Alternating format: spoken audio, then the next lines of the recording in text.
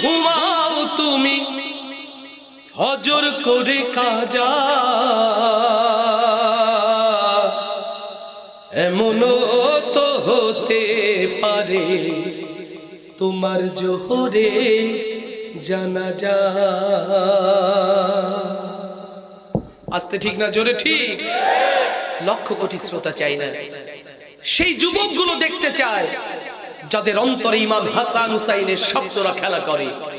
ও কুতুবদিয়ার তাওহীদি জনতা, ও light হাউজের প্রিয় স্বেচ্ছাসেবক, ভালোবাসার অনুসারী অনুরাগী, কোরআনের এই মাহফিলে বসে সিদ্ধান্ত নিতে হবে, প্রাণ প্রিয় যুবক ভাইরা, বাকি জিন্দেগি নামাজ কাজা করব না। কারা কারা সেই হাতগুলো দেখতে চায়?